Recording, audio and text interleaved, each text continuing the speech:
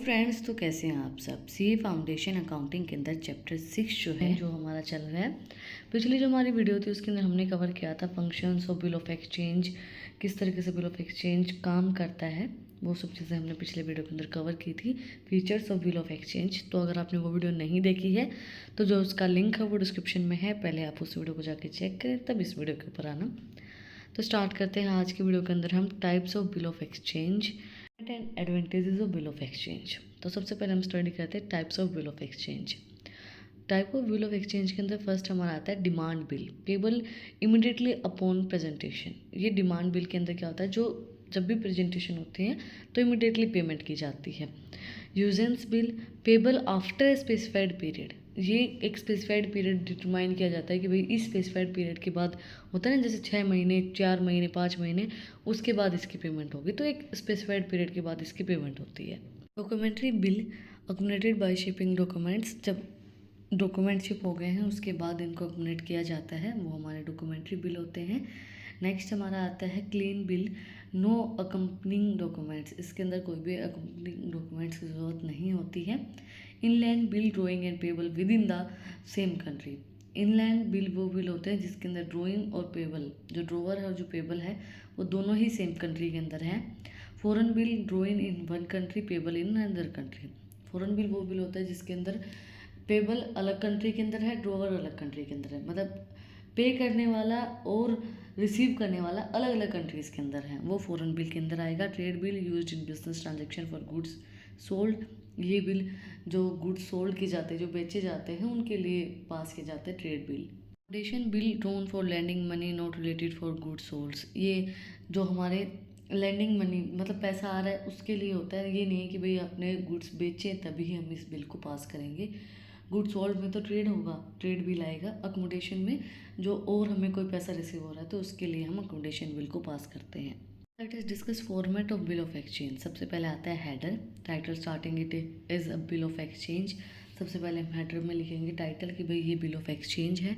Then date when the bill is drawn, जब वो bill draw किया जा रहा है तो वो डेट लिखी जाएगी। Then amount, the sum of amount to be paid both in the figures and words, जो अमाउंट आपकी पे की जानी है फिगर्स और वर्ड्स के अंदर हम उसको लिखेंगे। देन ड्रोवर की डिटेल लिखेंगे, name and address of the drawer, जो ड्रोवर है उसके नेम और उसका पूरा एड्रेस हम उसके अंदर राइट डाउन करेंगे।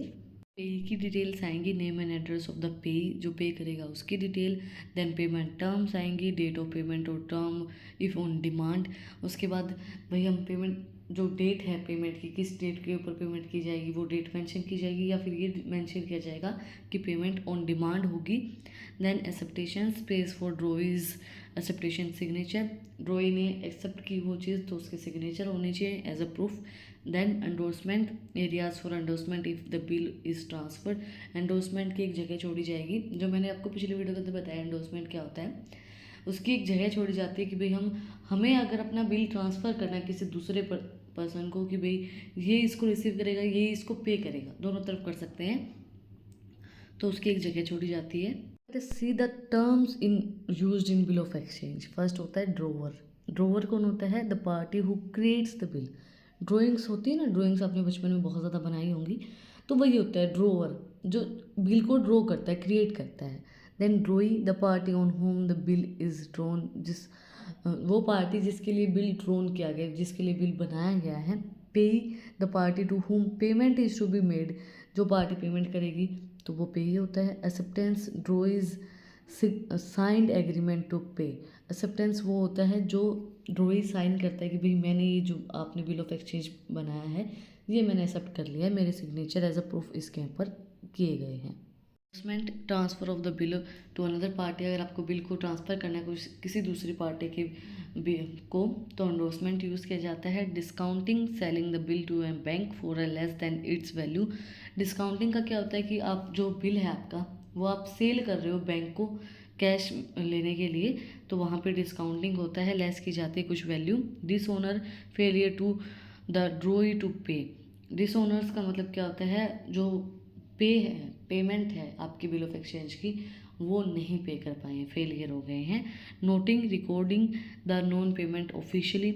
नोटिंग का मतलब क्या होता है, जो आपकी पेमेंट नहीं आई है उसको ऑफिशियली रिकॉर्ड करना।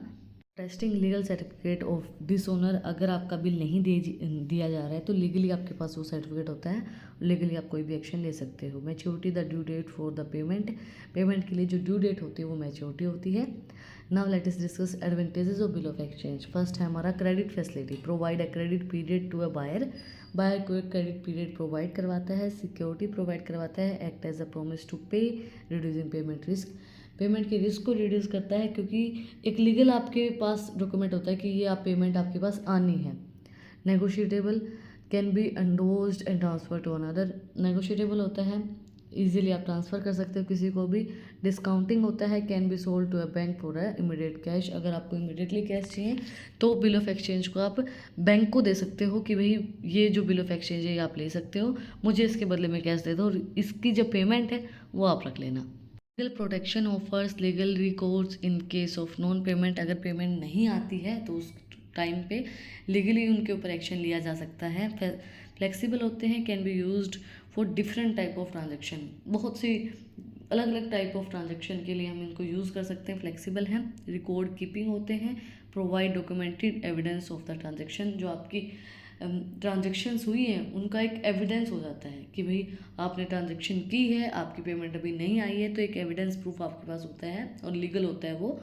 Trace facilitating smoothening international trade by acquiring payments, अब इंटरनेशनल ट्रेड आपको करना है तो आपको इंटरनेशनल बंदों पे विश्वास तो होता नहीं है, जब आप बिल ऑफ एक्सचेंज आप उनसे ले लेते हो तो आपके पास लीगली चीज़ होती हैं ताकि अगर वो पेमेंट ना करें तो आप उनके ऊपर एक्शन ले पाओ।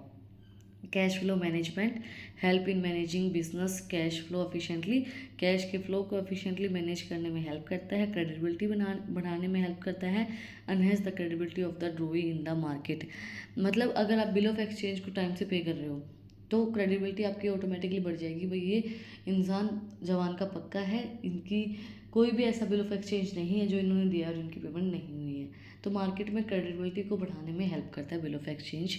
फॉर टुडे आज के लिए इतना ही। आज हमने कंप्लीट किया है टाइप्स, क्या क्या फ्रेम्स आती हैं उसके अंदर, एडवांटेजेस क्या क्या होती है, फॉर्मेट किस तरीके से होता है। तो अगर आपको कुछ भी डाउट है, कुछ भी पूछना है तो कमेंट में आप मुझसे पूछ सकते हैं, और अगर आपको इन टॉपिक्स की PDF चाहिए तो टेलीग्राम चैनल का लिंक भी डिस्क्रिप्शन में है, वहाँ पर जाके आप मुझे फॉलो कर सकते हैं। और भी इंटरेस्टिंग रील्स को देखने के लिए इंस्टाग्राम चैनल का लिंक भी डिस्क्रिप्शन में है, वहाँ पर जाके आप मुझे फॉलो कर सकते हैं। और अगर आपने वीडियो को यहाँ तक देखा है तो प्लीज़ सब्सक्राइब बटन पे एक मुक्का मार दो, बेल आइकन प्रेस करो ताकि जो सबसे पहली अपडेट है वो आप लोग के पास आए। फिर मिलते हैं एक नई वीडियो के साथ, एक नए टॉपिक के साथ। Like share and subscribe. Thank you for watching my video and enjoy your life.